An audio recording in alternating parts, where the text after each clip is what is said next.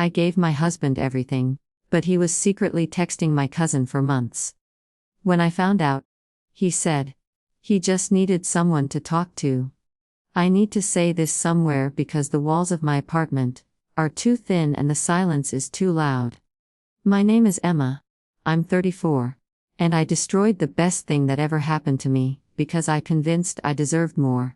It started so small. That's what I keep telling. Like it matters. Like the size of the first determines how badly the whole thing shatters. His name was Marcus, my husband of 7 years. We met in college.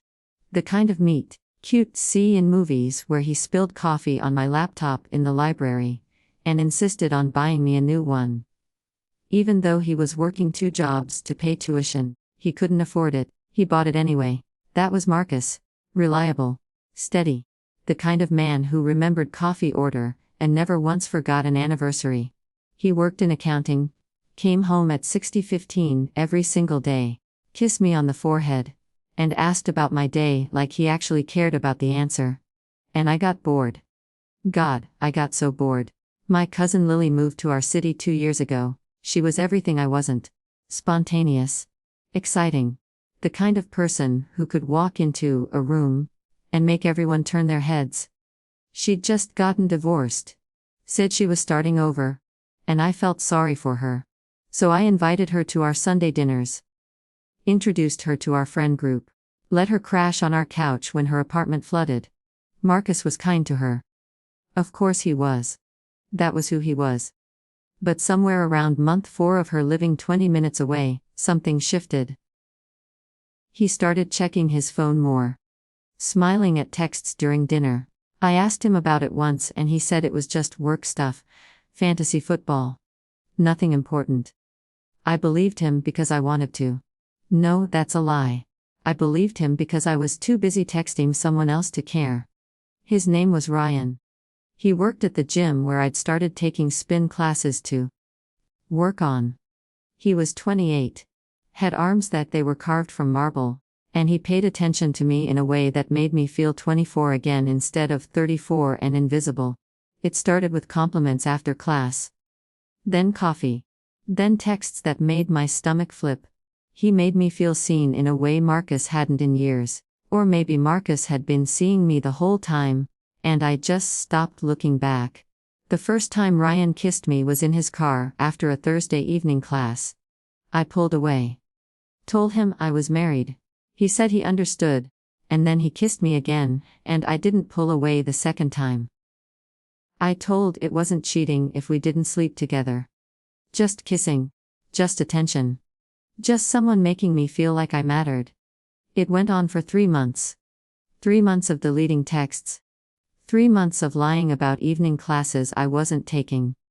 3 months of coming home to Marcus making dinner and feeling nothing but irritation that he was so predictable, so boring, so completely unaware. I wanted him to notice. For me. To be jealous or angry or something other than patient. He never did. Until the night I came home late from spin class, with my hair still wet from Ryan's shower, and found Marcus sitting at the kitchen table with his phone face between us. "We need to talk," he said. And my very first thought, wasn't guilt. It was finally, he's going to tell me about whoever he's been texting. I sat down across from him, ready to use his secret as permission for mine. He turned his phone toward me. The screen showed a text thread with a contact labeled L. Thousands of messages, photos, inside jokes, late-night conversations. "Lily. My cousin Lily. I know this looks bad," he said, and his voice cracked in a way I'd never heard before. "But I swear to Emma, nothing physical happened. She understood what I was going through." I stared at the screen. At messages where he talked about feeling invisible in his own marriage. Where he confessed he didn't know how to make me happy anymore. Where Lily told him he deserved better. Where she sent him photos from nights out, asking if he wanted to join. Where he always said no, but kept responding anyway. What we're going through. I heard say. My voice sounded far away. What we're going through. Marcus.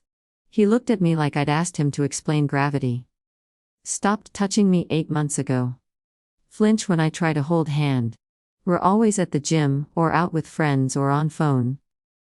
I can't remember the last time laughed at something I said.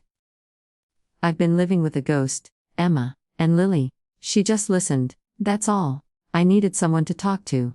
The room spun. I thought about Ryan, about his hands in my hair, his mouth on my neck, the way I'd let him touch me in ways I'd stopped letting my husband even attempt. I thought about how I'd painted Marcus as the villain in my story. The boring husband. The ball and chain. The reason I deserved a little excitement.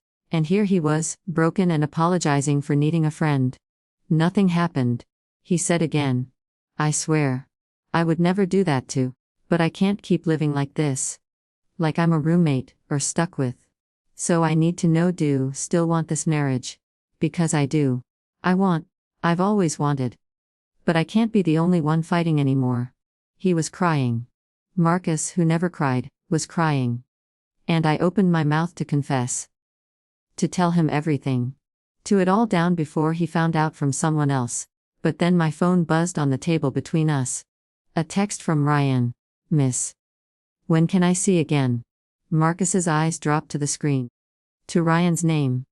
To the heart emoji Ryan had put next to his contact months ago. The look on his face will haunt me until I. Who's Ryan? He asked quietly. I should have lied. Should have said he was a trainer. A friend. Anyone but what he was. But I was so tired of lying. And maybe some part of me wanted to Marcus the way I felt seeing those texts with Lily. So I told him the truth. All of it. He didn't yell. That's what broke me. Marcus didn't yell or throw things or call me names. He just sat there, completely still, while I vomited 3 months of betrayal across our kitchen table. When I finished, he asked one question: did sleep with him? No. I said. And technically it was true. We'd done everything but. I told that distinction mattered. The look he gave me said it didn't. I need to leave, he said, not angry, flat, empty. Tonight, right now, I can't look at. I started crying then, begging. Telling him we could work through this, that we'd both made mistakes, that we could go to counseling. I texted cousin. He said, and his voice shook. Slept with someone else. Do really not see the difference. He stood and walked to our bedroom. Our bedroom. The one with the bed we'd picked out together 5 years ago. The one where we'd talked about having kids someday. The one I'd stopped wanting to share with him because I was too busy chasing the high of being wanted by someone new. I followed him, watched him pull a duffel bag from the closet and start filling it with my clothes. His hands were shaking. Marcus, please. My mom was right about, he said, not looking at me. She said get bored. That I wasn't exciting enough. I defended. For 7 years. I defended. He the bag at my feet. I called Lily after I found the texts. He continued. Told her we couldn't talk anymore. That it wasn't appropriate. That I loved my wife and I needed to focus on fixing my marriage. Do you know what she said? I couldn't speak. She said, I was making a mistake. That didn't appreciate me. That she'd seen the way I looked at phone, when thought no one was watching. She knew, Emma. And she tried to warn me, and I told her she was wrong. The room tilted. Lily knew. She'd watched me destroy my marriage and said nothing. Or, maybe she'd said something to the only person who mattered. And I'd been too selfish to notice the man I married slipping away. Get out. Marcus said. Before I say something I can't take back. I grabbed the bag. My phone, my keys. I stood in the doorway of our home, the one with both our names on the mortgage, and I watched my husband sit down on the edge of our bed and put his hand in his hands. I'm sorry. I whispered. He didn't respond. I drove to a hotel. Not to Ryan's place, even though he'd offered a dozen times. Some part of me knew that showing there would make this real in a way I couldn't take back. I texted Lily instead. I know no. She responded immediately. Know what? Don't? 3 dots appeared. Disappeared again. I tried to tell that we're throwing away something good. Wouldn't listen. Never listen, Emma. My phone across the hotel room. The next morning, I woke to 47 missed calls, 32 from my mom, 15 from Marcus's mom, none from Marcus. I called my mom back. What did do? She said instead of hello. Marcus's mother just called me sobbing. What did do to that boy? I told her. All of it. Through tears and snot. And the kind of crying that makes hiccup. She was silent for a long time. I didn't raise to be this person. She finally said. I don't even know who are right now. She hung. Marcus's mom called next. I didn't answer. She left a voicemail. I deleted it without listening. Selfish, cruel girl. My son gave everything, and spat in his face. I hope that man away our family for was worth it. I hope think of Marcus every single day for the rest of and remember what lost. I did think of Marcus. Constantly. Especially when Ryan stopped responding to my texts 2 days later. When I finally called him, he answered on the 5th ring. Hey, Emma. Look, I've been thinking. I knew that tone. I'd used it 100 times. This thing between us, it was fun. But I'm not really looking for anything serious. And now that, separated and everything, it feels like it's getting complicated. I think we should probably cool things off. You're breaking with me. I couldn't believe it. I left my husband for new, Ryan said, and I could hear the edge in his voice. Left husband because we're unhappy. I never asked to do that. I never promised anything. He was right. He hadn't. I'd built an entire fantasy in my head where Ryan was my second chance at happiness, my escape from boring domesticity, my proof that I was still desirable. And he'd just been a guy at a gym who liked easy attention. From a married woman who should have known better. Don't call me again, he said, and hung. I sat in that hotel room for 3 days. Ordering room service I didn't eat and refreshing Marcus's social media, like a crazy person. He'd changed his relationship status to, it's complicated. Then, 2 days later, to, single. The comments came flooding in. Bro, what happened? Okay man. Emma seemed so great, sorry to hear this. And then, from Lily. Deserves so much better. I'm here if need anything. I felt sick. I texted Marcus, can we please talk? I'll do anything. Counseling. Therapy. Whatever need. He responded 6 hours later, my lawyer will contact about the divorce. Don't come to the house. Divorce. The word sat on my screen like a. I called my best friend Sarah. She'd been at our wedding. Help me pick out my dress. Cried during our vows. I heard. She said when she answered. No warmth in her voice. Lily told everyone. She what? Girls' brunch yesterday. She showed us the texts between and Ryan. Said she'd been worried about for months. That she'd tried to talk to but shut her down. Emma. What we're thinking. She showed everyone. She's worried about Marcus. We all are. He's a good guy, Emma. One of the best, and I made a mistake. I said desperately. One mistake, we can fix this. It wasn't one mistake. Sarah said quietly. It was 3 months of mistakes. 3 months of lying to all of us, while we had dinner at house. And played board games, and celebrated anniversary. Looked Marcus in the eye every single day and lied. That's not a mistake. That's a choice. Sarah, please. I have to go, she said. Marcus needs friends right now. Real friends. I'm sorry, Emma. I really am. She hung. Over the next week, I watched my entire unravel through social media posts I wasn't tagged in. Marcus at a bar with our friends. Marcus at a baseball game with his brother. Marcus looking thin and tired but smiling in photos where Lily was conveniently always in frame. My friends stopped answering my calls. My mom wouldn't speak to me. My dad sent one text me. Very disappointed in. I went back to work after taking 3 sick days. Everyone knew. I could see it in their faces. The way conversations stopped when I walked into the break room. The way people suddenly remembered urgent tasks when I tried to join them for lunch. Someone had talked. Probably Lily. Maybe Ryan, definitely someone. I was the woman who way a good man for a fling. I was the villain, and the worst part. They were right. I drove past our house one night. Marcus's car was in the driveway. So was Lily's. I sat there for an hour, watching the lights in our living room, imagining them inside laughing about what a fool I'd been. My phone buzzed. A text from a number I didn't recognize. Stop driving by the house. Marcus doesn't want to see. Move on.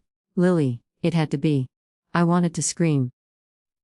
To march to the door and tell them both exactly what I thought. That he'd been emotionally cheating too. That she was a snake who'd been circling my marriage like a vulture. That I wasn't the only bad guy here. But I couldn't. Because they'd been texting. And I'd been sleeping around. There's no world where those are equal. I drove back to the hotel I'd been living in for 2 weeks. The divorce papers were waiting for me at the front desk. Irreconcilable differences. That's what it said. Like we'd simply grown apart, instead of me detonating our lives, because I wanted to feel something other than comfortable. I signed them in the hotel lobby at 11 p.m., with a pen I borrowed from the front desk clerk, who definitely knew I was crying. 3 months after I signed those papers, I saw the Facebook post. Marcus and Lily. In a relationship. The comments were full of support. So happy for guys. Both deserve this. Finally some good news. My mom commented, beautiful couple. I closed the app. Deleted it. My phone across the room again.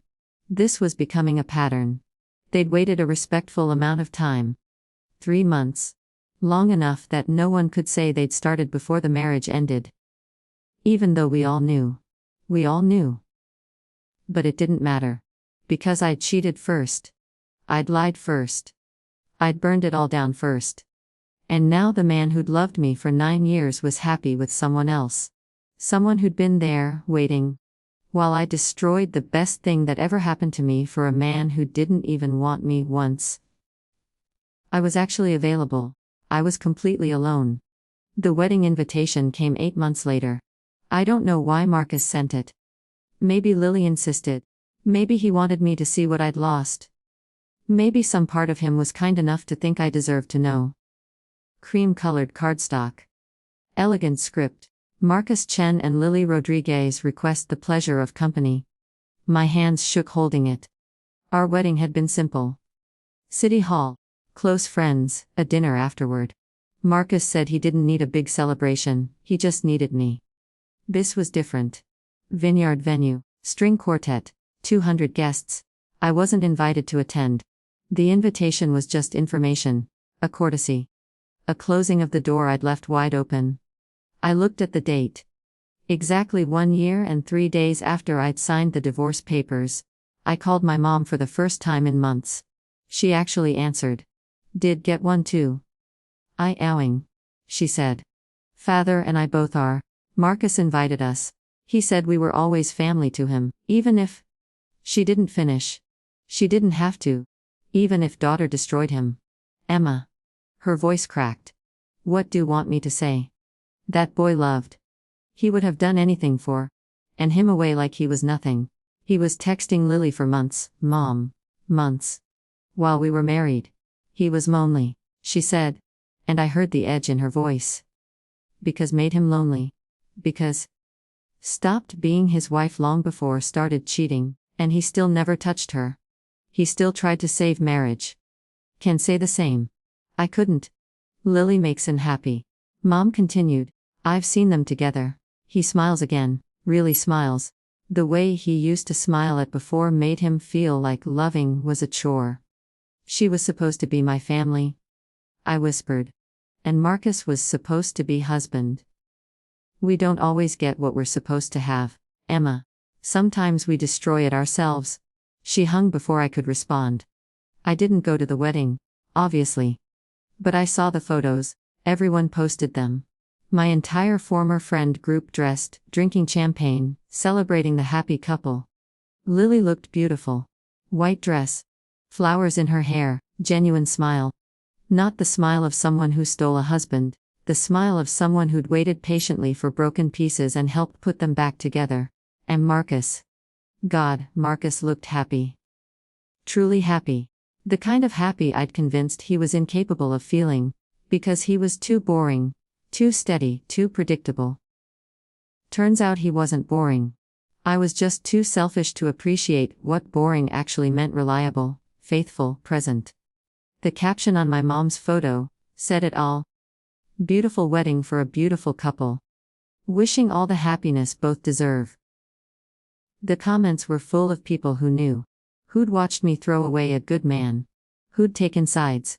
Who'd chosen Marcus. I wanted to comment. To say something. To remind them all that he'd been texting her while we were married too. That I wasn't the only villain in this story. But I was. I absolutely was. Because emotional intimacy, with someone who listens, when you're lonely, isn't the same as physical betrayal of someone who trusts. And everyone knew it but me. I moved 3 hours away 6 months after their wedding. New city. New job. New apartment with walls that didn't echo with memories of what I'd lost. I dated. Tried to. Men on apps who wanted casual.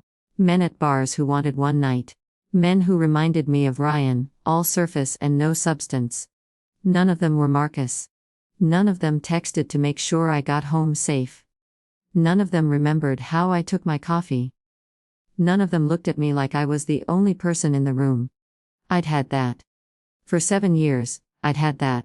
And I'd traded it for 3 months of feeling desired by someone who didn't actually want me at all. I started therapy. My therapist asked what I wanted to work on. I told her. And everyone I loved. And I don't know how to live with being that person. She asked me why I cheated. I gave her all my reasons. Marcus was boring. I felt invisible. I needed excitement. Ryan made me feel young again. I deserved to be happy. She listened to all of it, then asked one question: did ever tell Marcus we're unhappy? I opened my mouth, closed it. I started, stopped. I don't think so, not directly. Did ask him to go to counseling before the affair. No. Did suggest date nights or trips, or anything to reconnect. He was always working. He wouldn't have had time. Did ask. I sat there in that office, paying $200 an hour to confront the truth I'd been running from for 2 years. I never asked. I never tried. I just decided Marcus was the problem, and I was the victim, and I deserved better. And then I became the problem. I weigh everything. I said. For nothing. Made choices. My therapist corrected gently. Choices have consequences. The question now is, what are going to do with those consequences? I didn't have an answer. I saw them once. Marcus and Lily. I was visiting home for my dad's birthday.